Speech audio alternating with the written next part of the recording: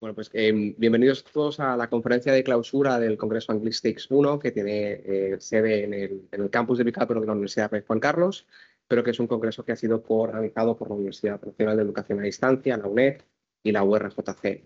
Para este acto de clausura tenemos el privilegio de contar con Laura Alba Juez, que es catedrática de universidad con especialidad en lingüística inglesa. Ejerce su labor en el Departamento de Filologías Extranjeras y sus Lingüísticas de la UNED. Su trayectoria profesional tiene un carácter eminentemente internacional.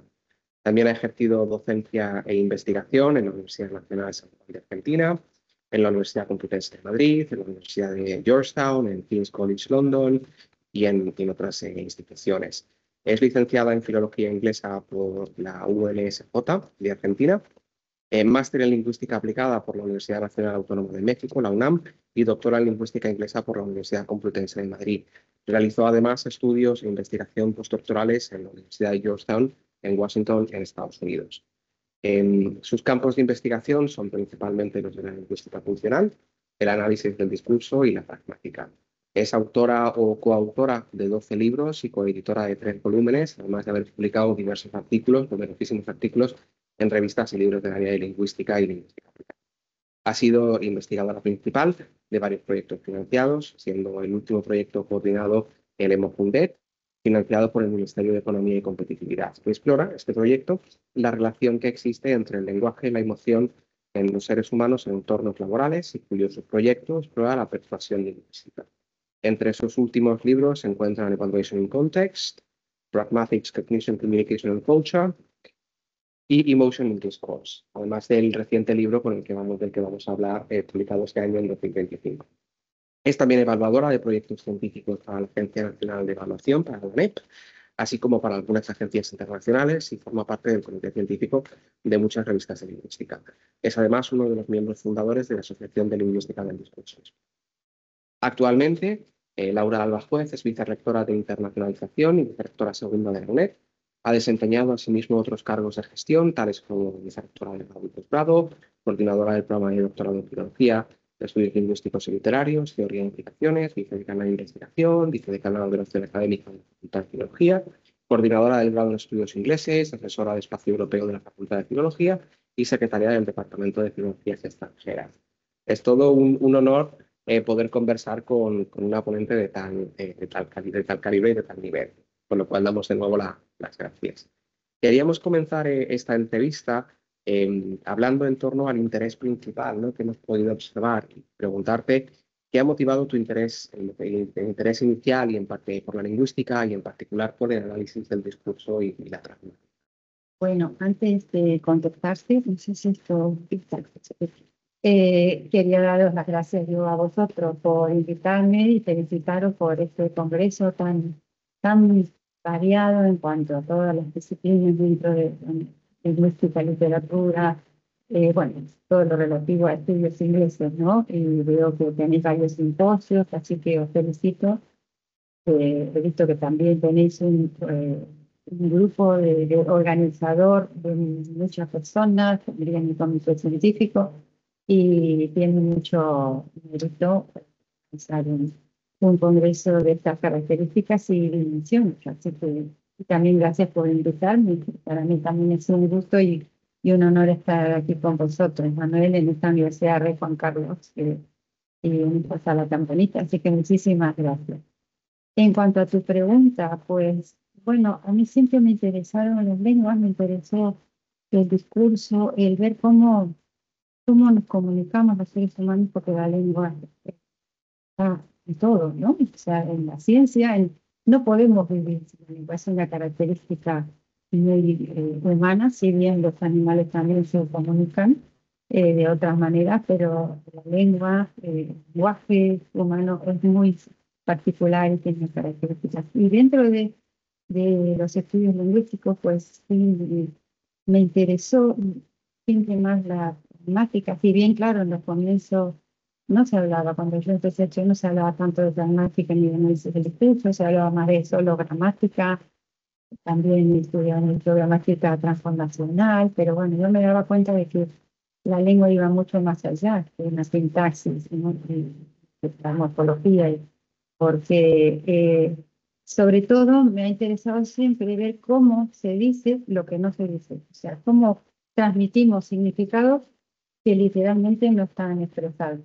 Y para ello, claro, los estudios pragmáticos pues son fundamentales, ¿no? Que son estudios que empezaron en un origen con la filosofía, ¿no? Por personas como Bryce, pero que en realidad muestran lo que es la esencia de la comunicación humana, porque la comunicación humana va mucho más allá de la lengua, el lenguaje hablado o escrito per se, y me parece mucho más apasionante, ¿no? Todo lo que tiene que ver con inferencias, porque permanentemente cuando hablamos estamos haciendo inferencias. Tú ahora mismo estás, con lo que yo digo, estás haciendo inferencias, incluso pensando cómo yo estoy vestida, cómo hablo, qué acento tengo. Entonces algunos ya estarán pensando, esta debe tener algo de Argentina por el acento que tiene, o nació, o se crió, y ya estás haciéndote toda una figura de quién soy yo, no solo por lo que digo, sino por todas las inferencias que se mandan, que se transmiten. Hay lo que llama la information, lo que sea, perdón, estaba pensando en inglés, lo que se llama la información dada y la información, ellos dicen information given and information given off, ¿no? O sea, la que se transmite sin que tú la des. Y eso es muy importante también, que tiene que ver con muchísimas variables del contexto. Yo creo que eso es apasionante. Es verdaderamente apasionante el tema de las inferencias en lingüística y es apasionante, ¿no? Cómo subyace todo el tema de la semiótica social, de la comunicación. Y respecto a estos temas, también nos gustaría un poco elaborando respecto de la respuesta, cómo podemos definir, ¿no? ¿Cómo se puede definir? ¿Cómo definirías tú la importancia de ese lenguaje emocional, o sea, en el discurso actual, especialmente pues, en contextos como pueden ser los medios de comunicación, la política o incluso en un ámbito universitario al respecto de la enseñanza y la propia Pues es educación? fundamental, porque por eso hemos tenido un proyecto de varios años sobre emoción y lenguaje, se llamaba Emotion in Language at Work, con el doble sentido de at work en funcionamiento y también en el trabajo. Pero en realidad lo hicimos en distintos contextos, siempre que tenían que ver con el trabajo, pero yo finalmente pues estoy haciendo en distintos géneros discursivos y como ha sido un proyecto que tuvo bastante buena acogida y muchísimas publicaciones y aunque ya terminó, pues me siguen pidiendo que hable o que escriba sobre el tema. De hecho, tengo varios proyectos en danza ahora sobre emoción también.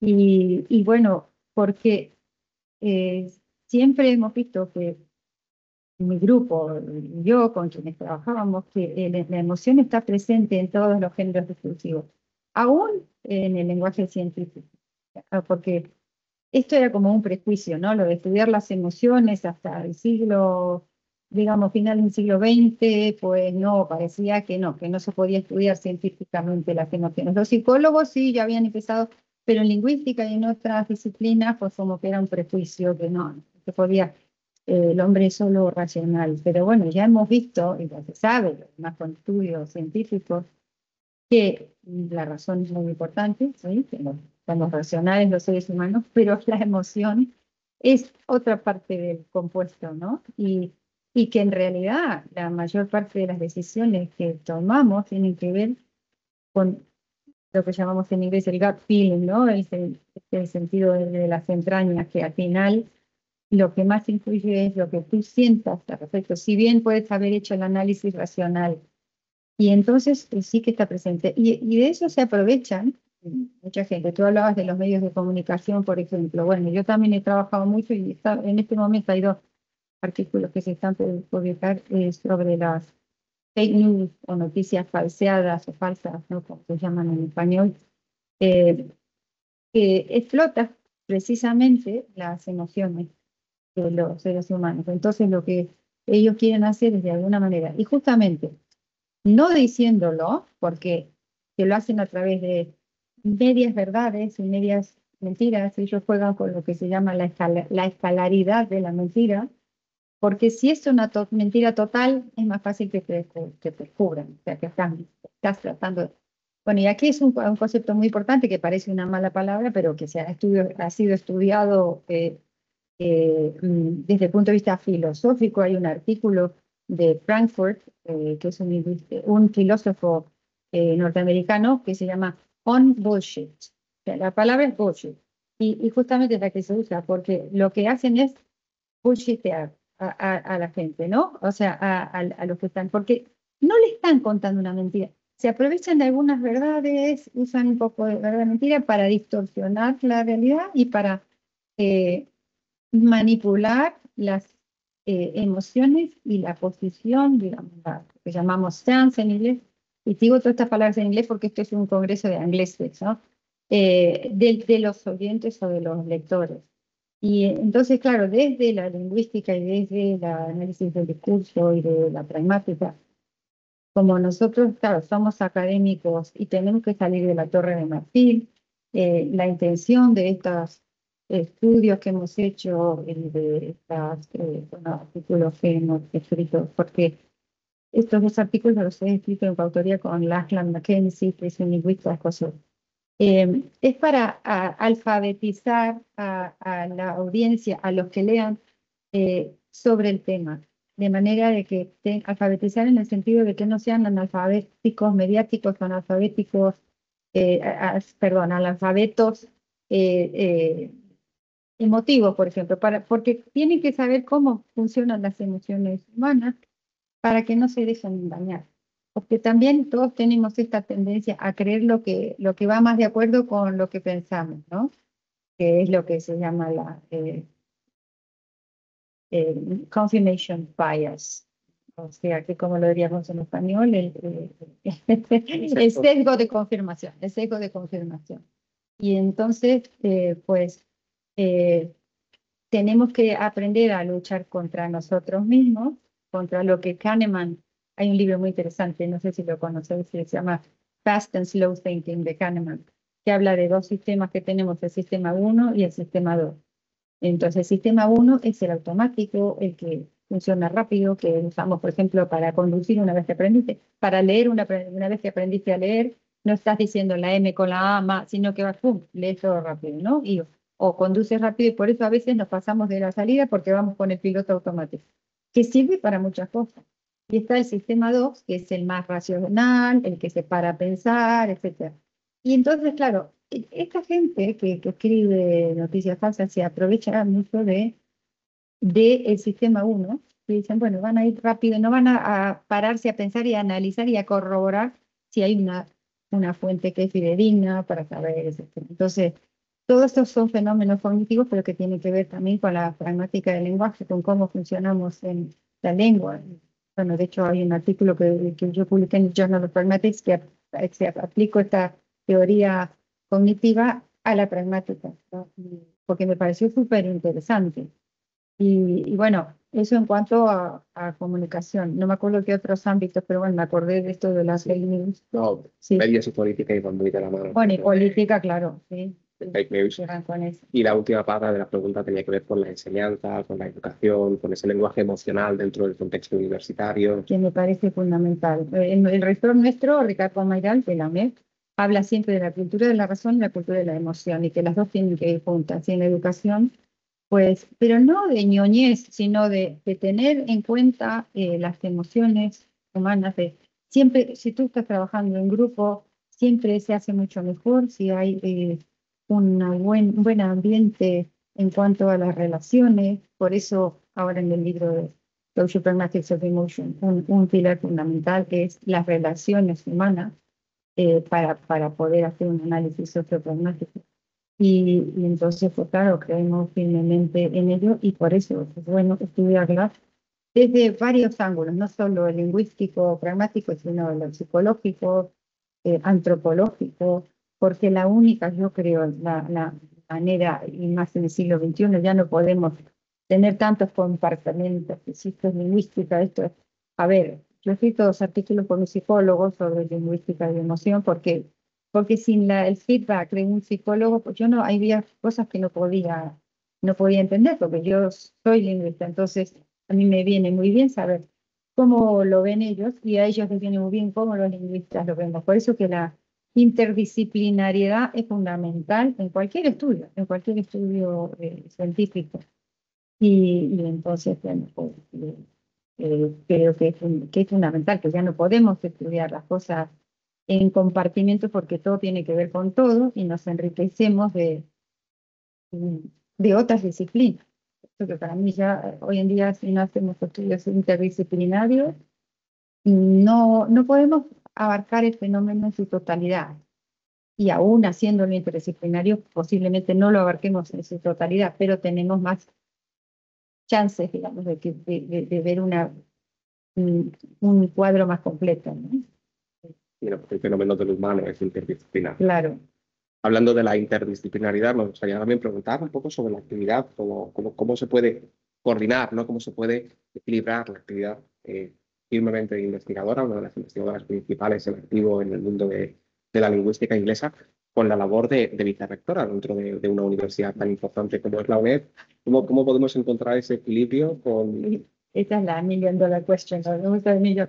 Bueno, primero es que yo acepté ese cargo porque ya había criado mis hijos, ya tenía la cátedra, o sea, si hubiera estado con tantas otras cosas, pues no hubiera podido, porque es un cargo muy demandante.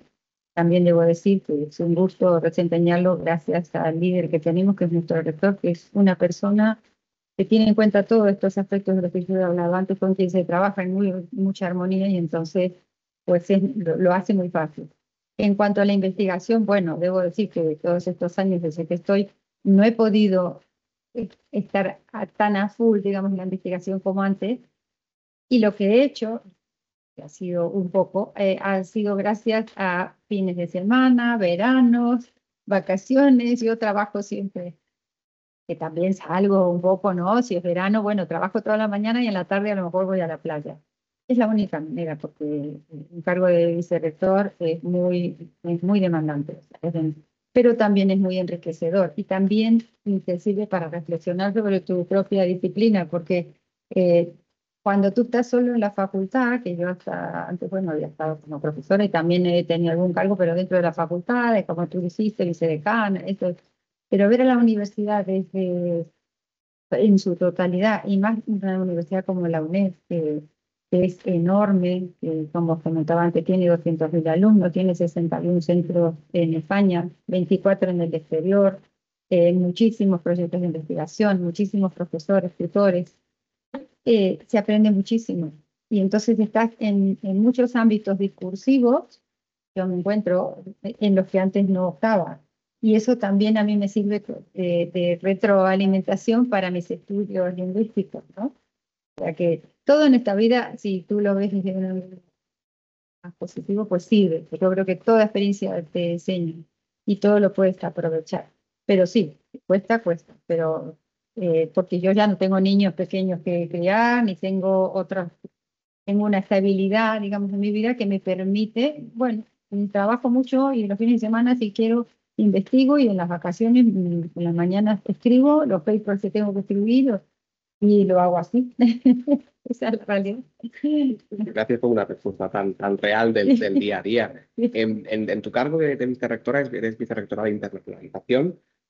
En el mundo universitario actual, ¿qué retos supone la internacionalización de las instituciones educativas de nivel superior? Bueno, muchísimos. Yo soy de internacionalización y multilingüismo, así se llama mi vicerrectorado, porque claro, también está a cargo de todo lo que tiene que ver, que es muy lógico, porque claro, el multilingüismo es una cosa internacional, que habla de distintas nacionalidades, lenguas y culturas, y además pues, tenemos también un centro de lenguas, que es el CUID, el Centro Universitario de Idiomas a Distancia, la UNED, que también depende de este vicerrectorado. Retos, pues muchísimos, porque hasta ahora, y eso es lo que a mí me daba un poquito de rabia cuando iba a las reuniones de CEPIL y veía a todos los vicerrectores internacionales de todas las universidades que lo único que hablaban era de la movilidad. Y para mí la movilidad es el menor problema que tengo en el vicerrectorado. O sea, pero no hablan de cátedras UNESCO. Claro, la UNED tiene 4, es una de las pocas universidades del mundo que tiene 4 cátedras UNESCO. No hablaban los centros en el exterior, porque nadie tiene, y a mí mi dolor de cabeza mayor son los centros en el exterior, que son 24, y tienes que lidiar con 24 leyes diferentes de países diferentes, y eso es muy complejo porque, a ver, ha habido que luchar para que eso se contemple en alguna ley. Por suerte en la luz, y gracias a la intervención de la UNED se ha puesto algo ya sobre centros en el exterior, sobre internacionalización. Bueno, hay los proyectos internacionales, que es muy importante que una universidad tenga proyectos internacionales. Ahora, bueno, tenemos muchos de los europeos, ¿no? De la Comisión Europea, pero también de otro tipo. Es muy importante, sobre todo para las universidades españolas, tener esta comunicación con Latinoamérica. Y nosotros, bueno, tenemos varios centros en toda, bueno, en Norteamérica también y en Sudamérica, pero que España y Latinoamérica es fundamental. Por eso se ha luchado también para que haya un Erasmus Latinoamérica, que parece que ahora va a poner en marcha, porque claro, hasta ahora Erasmus era Europa nada más. Y los retos, bueno, en general, si usted, siempre lo digo yo, dirán qué pesada esta, pero la palabra universidad viene de universo. Entonces, el conocimiento per se y por naturaleza es internacional, es universal. No se le puede poner puertas al campo, al universo del conocimiento. Entonces, yo creo que toda universidad debe dar muchísima importancia a la internacionalización, porque la investigación y la internacionalización van de la mano. De hecho, yo siempre estoy en proyectos y en cosas con el vicerrector de investigación, porque es que no podemos funcionar separados, porque la investigación es decir, internacional. Y la docencia, pues también es muy bueno que existan programas de movilidad para que los profesores puedan hacer estancias en otras universidades de otros países, porque eso también nos amplía el horizonte de todo tipo, ¿no? O sea que no sé, yo creo que es fundamental. Lógicamente, yo al ser vicerrectora de internacionalización, ¿qué voy a decir? Pero ¿qué es lo que siento de verdad? Y desde el punto de vista más personal, ¿no? Más de Laura Almajuez, Sí, ¿has tenido experiencias de trabajo e investigación en distintos países? sí. ¿Cómo han afectado estas diferentes visiones a tu propuesta investigadora y a tu perfil humano? Pues yo creo que muy positivamente. Yo creo que todo ser humano debería de vivir fuera de su país un tiempo aunque sea, porque eso te amplía la mente, te da además más, te hace ver con más claridad y te enseña mucho sobre el ser humano. De ahí, bueno, hay una reflexión que yo hice sobre justamente las emociones en un artículo que me hicieron escribir para Cambridge University Press sobre emoción e interculturalidad, porque tú al vivir en distintos países te das cuenta de que hay distintas formas de expresar las cosas, aunque en el fondo somos todos muy parecidos, porque somos seres humanos, pero yo, claro, he vivido en 5 países diferentes, he trabajado, investigado en 5 países, y cada uno a mí me ha aportado una riqueza y que para mí es no sé, innegable y fundamental para mí, o ha sido, ¿no? Para mi formación como ser humano, porque te hace respetar más otras culturas, darte cuenta de que esto es una cosa de perogrullo, pero es así, darte cuenta de que hay gente buena, malo, más o menos en todos lados, que en todos sitios hay cosas buenas y además, bueno, el ver las lenguas de otros países solas, que no sea otra lengua, ya mismo, el español mismo, en Argentina, en México, es tiene sus particularidades. Entonces, te enseña a ver el mundo desde otros puntos de vista y cómo se dicen las cosas, cómo eso también te ayuda a una mente más amplia, ¿no? Y a ser más tolerante con distintas culturas. Y yo creo que es fundamental. Y bueno, eso no lo puede hacer, pero por eso ahora en la UNED hasta tenemos la movilidad en casa. Porque, por ejemplo, estudiantes que por motivos de discapacidad o lo que sea no pueden trasladarse, tienen la movilidad virtual. Y eso les permite estar virtualmente dentro de otras universidades, de otros países, y aunque no estén físicamente allí, pues ya contribuye mucho al intercambio con personas de otros países, de otras lenguas, eh, y, y es siempre, yo creo, siempre muy enriquecedor. y entendemos que tiene un impacto también importante en la comprensión del análisis del discurso y de las normas pragmáticas de interacción. Claro, por supuesto. Cómo podemos evaluar la profecía. Por supuesto. Yo, claro, bueno, a mí también, desde el punto de vista ya más profesional, bueno, ya en México, porque hice mi máster en lingüística aplicada en México, teníamos profesores lingüistas muy buenos, pero había de todos los países. Y había dos que creo que ya han fallecido lamentablemente, que eran alemanes, Marlene y Dieter Hall, que fueron ellos quienes me introdujeron a mí la pragmática ya más pura y dura. Y realmente era, para mí es una muy buena experiencia desde el punto de vista, ¿no?, profesional, aprender todas estas eh, normas, bueno, normas, o lo básico de la pragmática, que me acuerdo que usábamos el libro de Levinson, eso ya hace muchísimos años. Y después, claro, al estar en Georgetown, que estaba con Deborah Schifrin, con Deborah Tannen, tenía Lakoff, muchas veces tenía Labo, y entonces toda esta gente para mí fue también muy importante porque aprendí mucho de ellos. Y yo estaba como visiting researcher, o sea, yo estaba como fellow ahí, pero claro, al verlos ahí en relación, que eran personajes muy importantes de todo el campo, pues también me ayudó mucho. Y también, bueno, aquí en España he tenido oportunidad de conocer a mucha gente dentro del campo con quien he trabajado, aunque no sean de aquí, o algunos de aquí, otros eh, como Lachlan Mackenzie, con quien estoy ahora con Michael Hope, que es un lingüista australiano, con Jeff Thompson, que lamentablemente falleció justo cuando terminó nuestro proyecto, porque él estaba en el equipo de investigación nuestro, desde el primer proyecto de esta línea que fue el de evaluación, porque él era muy de sistémico funcional y él era de el texto, todo estaba en el texto. Y entonces yo lo convencí porque él había escrito Evaluation in Text con Susan Hunston, y cuando estaba en nuestro proyecto yo le decía, pero Jeff, es que hay más allá hay cosas más allá del texto. Y decía, no, porque en la sistémica todo es el texto. Y no, pero vamos. Y al final escribió conmigo el libro Evaluation in Context, en contexto, o sea, que reconoció que teníamos que prestar más atención al contexto. Y bueno, para mí eso también fueron experiencias muy enriquecedoras, porque él era un lingüista muy prominente en su país y en el mundo, ¿no? Y bueno, de todo. Por eso yo humildemente digo que he aprendido muchísimo de todos ellos, ¿no? Y bueno, uno al final siempre es quien es, porque siempre le pone el toque personal, porque no lo puedes evitar, pero en lo que yo escribo o digo hay mucho de todos los que vinieron detrás, ¿no? Que hay que reconocerlo. Tenemos una pregunta complicada, otra million dollar question, que sería preguntarte por cuál consideras que es el mayor desafío actual para las humanidades en el contexto en el que nos encontramos y como lingüista para la lingüística en particular. Bueno, ahora ya sabemos que todo el mundo está hablando de la inteligencia artificial y que es un desafío y que qué vamos a hacer y a ver cómo. Pero yo creo que todo bien y hay que recibirlo con los brazos abiertos, utilizándolo inteligentemente, ¿no? Y entonces, también los desafíos para las humanidades, la gente habla, uy, las humanidades están olvidadas y ahora que. Creo que no tanto. También creo que esto de vivir en humanidades y ciencias pura y dura, tampoco lo hemos hecho muy bien, porque yo creo que la ciencia es una humanidad también.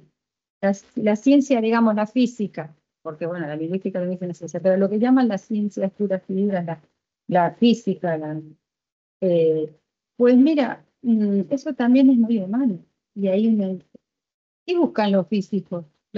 La verdad, digamos, buscar, bueno, cómo solucionar un problema, pero además aprender más, conocer más la verdad, que bueno, la verdad ya sabemos que depende del universo en donde esté, pero ¿y qué buscamos todo? Entonces, todo es humano. Yo lo que creo que tenemos que hacer es tratar de justamente relacionar más todos los campos para ver que en realidad todo es humano y todo también puede ser científico, porque se estudia con el método científico, pues también.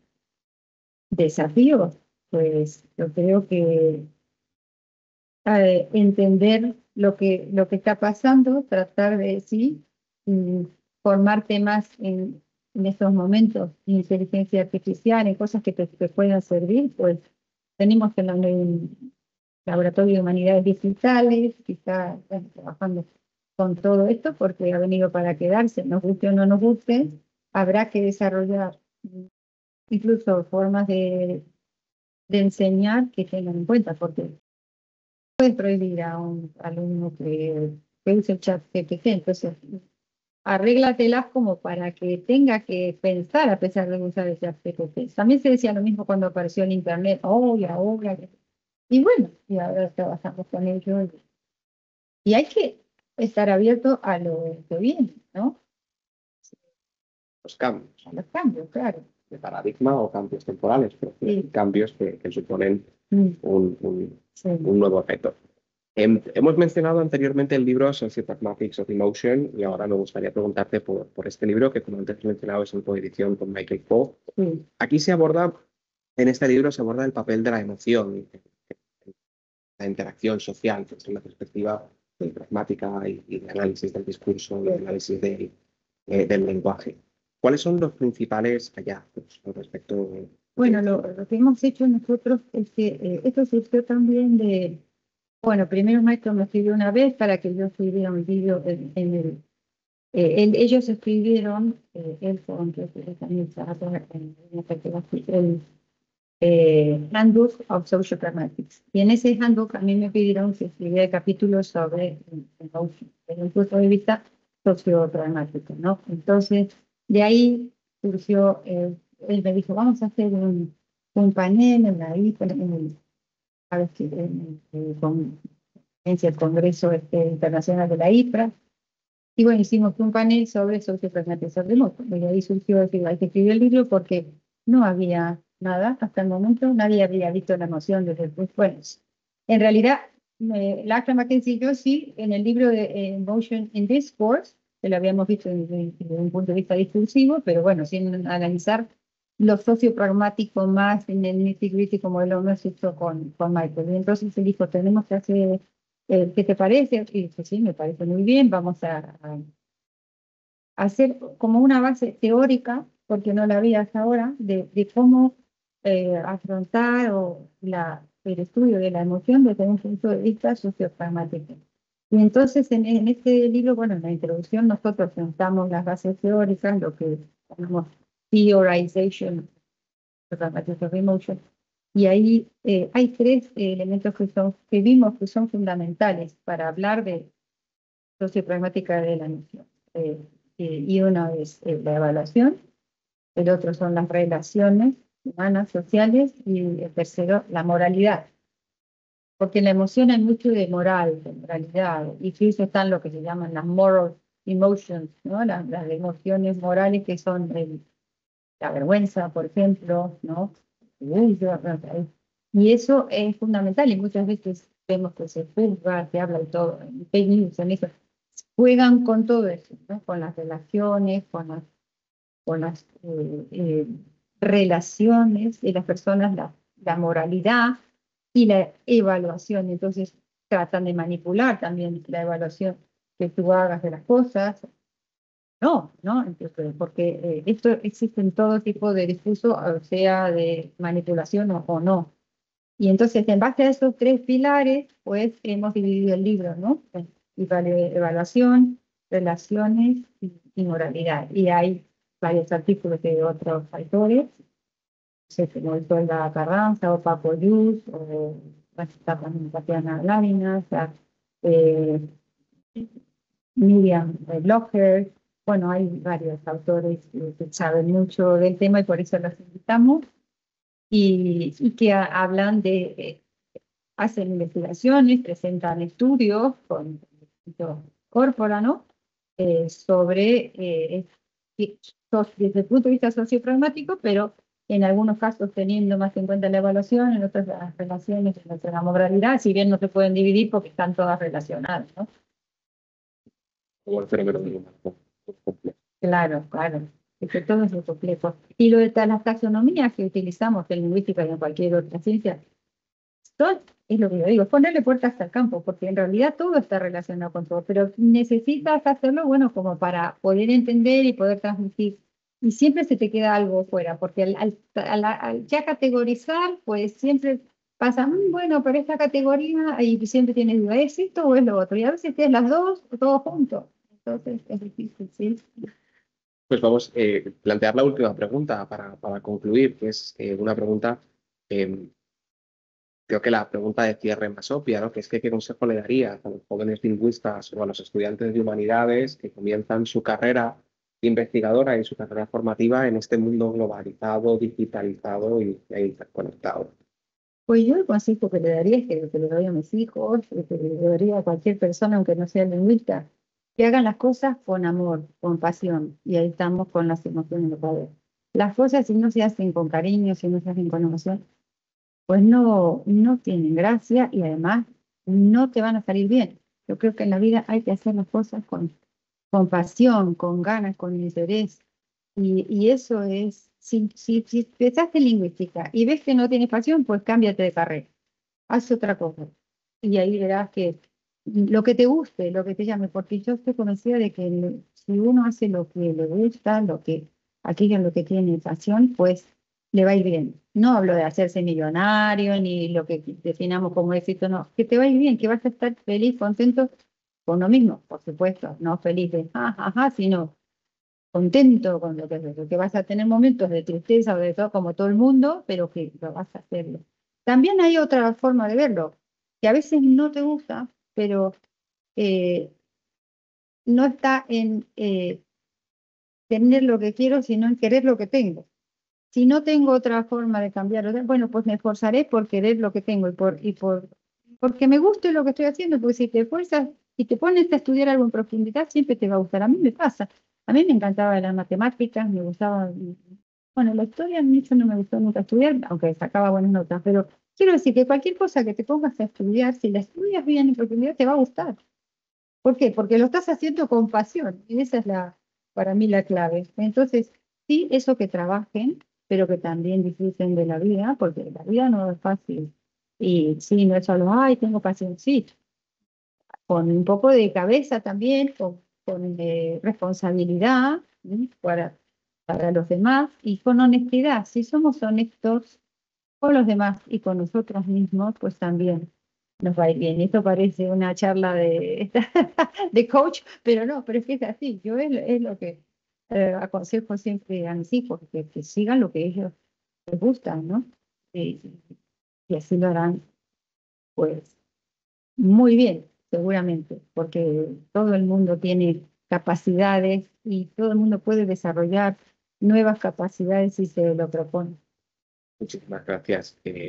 Damos por concluida la entrevista con Laura. Ha sido un honor y un privilegio Gracias a vosotros. poder entrevistarte. Y le dejamos el paso hoy en la cámara única exclusivamente a la catedrática de la UNED para que clausure de manera oficial el congreso.